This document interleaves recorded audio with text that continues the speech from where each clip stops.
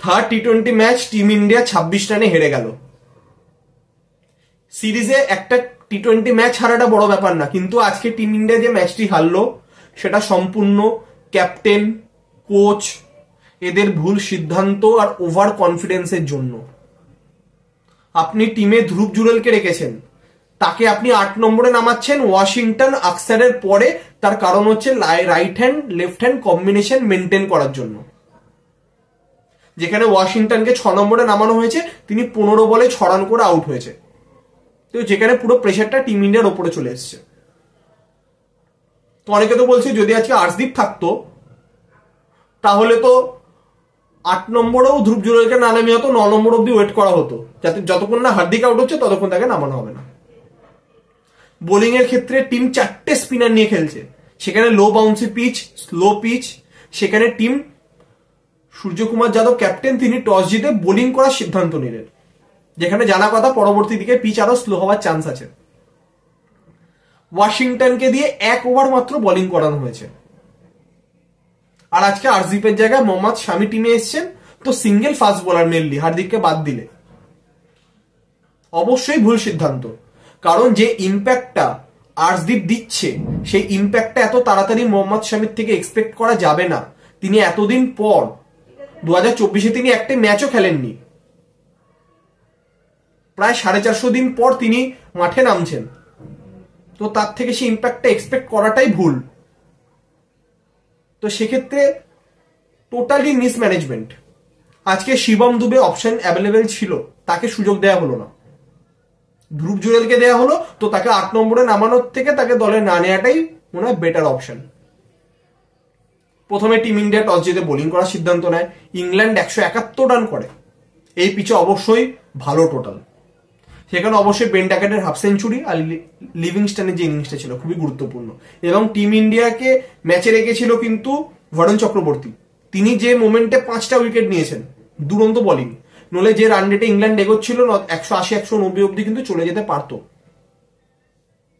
Team India আসে batting করতে, Sanju out হয়ে যায়, অভিষেক শর্মা 24 করে আউট হয়ে যায়, Suryakumar Yadav out of form out হয়ে যায়। যার উপর ভরসা ছিল তিলক ভার্মা, তিনি আজকে পারেন না, তিনি 18 রানের মাথায় রাশিদে বলে আউট হয়ে যান। তারপর হার্দিক ওয়াশিংটন, হার্দিক আকসার পার্টনারশিপ বিল্ড করার চেষ্টা করে, যেটা কোনো কাজেই আসেনি, উল্টে প্রেশার আরো টিম ইন্ডিয়ার ওপরে চলে আসে।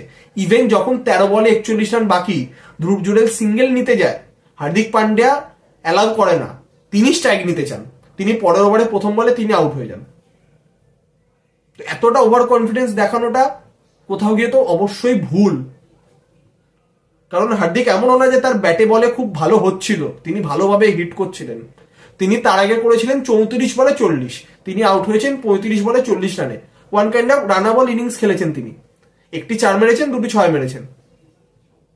তো সেই জায়গাতে উল্টো দিকে রবি বিষ্ণু এবং বরুণ চক্রবর্তী নেই, উল্টো দিকে ধ্রুব জুরেল রয়েছে, তার উপরেও কনফিডেন্স দেখানো উচিত। কিন্তু টিম ইন্ডিয়া কি করলো, সেই জায়গাতে সিঙ্গেলটা হার্দিক পান্ডিয়া নিল না, নিজে স্ট্রাইক নিল এবং পরে বল আউট হয়ে গেল। যার ফলে কি হলো, সেইখানে একটা বল নষ্ট হলো, হার্দিক নিজে আউট হলো, সেইখানে একটা বল নষ্ট হলো, ধ্রুব জুরেল স্ট্রাইক পেল না, মোহাম্মদ শামি এসে তিনি সিঙ্গেল নিলেন, সেখানে 3টে বল পুরোপুরি ভাবে নষ্ট হলো। টিম ইন্ডিয়া 145 রানে তাদের ইনিংসকে শেষ করলো 20 ওভারে এবং 26 রানে এই টি-20 ম্যাচ ইংল্যান্ড জিতে গেল এবং তার একটা সুযোগ পেয়ে গেল এই টি-20 সিরিজে কামব্যাক করার জন্য। 31 তারিখ 4th টি-20, টিম ইন্ডিয়া জিতলে তারা সিরিজ জিতবে কনফার্ম। আর যদি ইংল্যান্ড জেতে তাহলে কিন্তু ইন্ডিয়ার ক্ষেত্রে চাপ হবে, কারণ 2-0 ব্যবধানে লিড করা থেকে যদি সিরিজ যদি 2-2 হয়ে যায় তাহলে কিন্তু ইংল্যান্ড পজিটিভে থাকবে 5th টি-20 ম্যাচের আগে। তো 31 তারিখ 4th টি-20 ম্যাচ খুবই গুরুত্বপূর্ণ দুটি দলের ক্ষেত্রে।